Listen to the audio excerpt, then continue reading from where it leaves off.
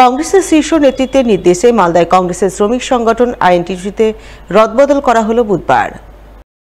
মালদা শহরে BS road এলাকা অবস্থিত জেলা কংগ্রেস কার্যালয়ের হায়াত ভবনে রদবদলের সিদ্ধান্তের কথা জানান দিলেন জেলা কংগ্রেস নেতৃত্ব।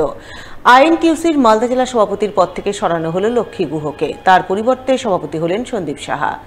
এখন ডিস্ট্রিক্ট লেভেল থেকে আমাদেরকে আইএনটিইউসির আমাকে প্রেসিডেন্ট করেছে, ওয়ার্কিং প্রেসিডেন্ট করেছে কাজী নজরুল ইসলাম, হিজুল রহমানকে করেছে জেনারেল সেক্রেটারি জেনারেল, তারপরে জয়দেব মন্ডল, মানে এটা জেনারেল সেক্রেটারি। আমাদের ডিস্ট্রিক্ট কমিটি যেটা ভালো বুঝেছে সেটাই করেছে। এদিকে জেলা কংগ্রেস নেতৃত্ব এই রদবদলের এই সিদ্ধান্ত জানান দিতে না দিতেই প্রকাশ এলো আইএনটিইউসির গোষ্ঠী কোন্দল। মালদা শহরের রথবাড়িতে অবস্থিত আইএনটিইউসির কার্যালয়কে ব্যক্তিগত সম্পত্তি বলে দাবি করে ওই অফিসে কাউকে ঢুকতে দেওয়া হবে না বলে সাফ জানান দিলেন বিদায়ী সভাপতি লক্ষ্মী গুহ।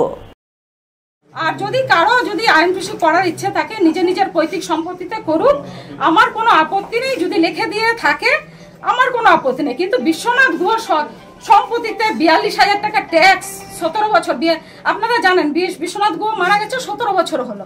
42,000 টাকা ট্যাক্স, 3.5 লাখ টাকা মার্চের 25 তারিখে লাইনের বিল 17 বছরে কেন বাকি থাকবে? আমার এই প্রশ্ন। আমার প্রশ্ন হচ্ছে অফিসটা ভেঙে পড়ছিল, আপনারা দেখছেন এখনো রং হচ্ছে, কালকে 1 মে আছে। যদি কাউকে লিখে দিয়ে থাকে কোনো আমার আপত্তি নেই ভাই, কিন্তু আমার অফিস আমি কাউকে অ্যালাউ করব না। যদিও দক্ষিণ মালদার কংগ্রেস সাংসদ তথা জেলা কংগ্রেসের সহ সভাপতি ঈশা খানের দাবি, রথবাড়ির ওই অফিস আইএনটিইউসির নামে রয়েছে। কেউ ওই অফিসকে নিজের ব্যক্তিগত সম্পত্তি বলে দাবি করলে তারা আইনের দ্বারস্থ হবেন। ঘর হচ্ছে আইএনটিইউসি এর নামে, তো আমরা আইনের পার্টি, যে স্টেপগুলো নিতে হবে আমরা আইনের স্টেপ নিব। আমরা কোনো অশান্তি চাই না, সেটা আমরা তদন্ত করে দেখছি। আপনি যে কথা বলেন কি আইএনটিইউসি তুলে দিয়েছে, ওটা আইএনটিইউসি নামে রেজিস্টার্ড আছে, ইলেকট্রিক বিল বোধহয় আইএনটিইউসি নামে আছে, সব কিছু আইএনটিইউসি নামে আছে। তো ওটা লিগালি থেকে কোনো প্রবলেম আমাদের নেই। এখন যদি আপনি যে কথা বলেন আমরা তদন্ত করছি। উত্তরবঙ্গ উন্নয়ন দপ্তর থেকে কয়েক লক্ষ টাকা বরাদ্দে নবনির্মিত এক রাস্তার কাজ উদ্বোধন হয়ে গেল মালদা রতুয়া 2 নম্বর ব্লকে। বুধবার রতুয়া 2 নম্বর ব্লকের শ্রীপুর 2 নম্বর অঞ্চলের পলাশবোনা এলাকায় এই রাস্তার উদ্বোধন হয়। ফিতে কেটে নারকেল ফাটিয়ে রাস্তার আনুষ্ঠানিক উদ্বোধন করেন মালতীপুরের বিধায়ক আব্দুর রহিম বক্সী। এছাড়া উপস্থিত ছিলেন রতুয়া 2 নম্বর পঞ্চায়েত সমিতির সভাপতি মোহাম্মদ আমিনুল, স্থানীয় অঞ্চল প্রধান আনিকুল হক সহ অন্যান্যরা।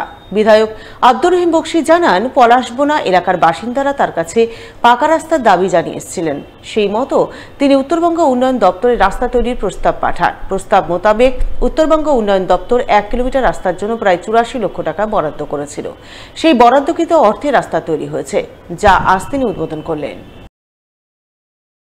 আমাদের আজকে আমার বিধানসভা এলাকার শ্রীপুর 2 নম্বর অঞ্চলের পলাশবোনা গ্রামে আমরা এসেছি। উত্তরবঙ্গ উন্নয়ন দপ্তরের কাছে আমরা আপিল করেছিলাম, মানুষের খুব চাহিদা ছিল মাঠের একটা রাস্তা, প্রচুর ফসল টসল মাঠের আসে, সে রাস্তা ছিল না বলে মানুষের একটা আপিল ছিল। উত্তরবঙ্গ উন্নয়ন দপ্তর থেকে প্রায় 84 লক্ষ টাকা একটা রাস্তা আজকে উদ্বোধন হচ্ছে। এখানে প্রায় 1 কিলোমিটার রাস্তা, মাটির কাজও ছিল সব মিলিয়ে। সেই রাস্তাটা এখানে হচ্ছে, মানুষের সে আশা পূরণ হচ্ছে এবং কিছু কাজ আরও থেকে গেল, যে কাজগুলো আমরা দ্রুত গতিতে করতে পারবো।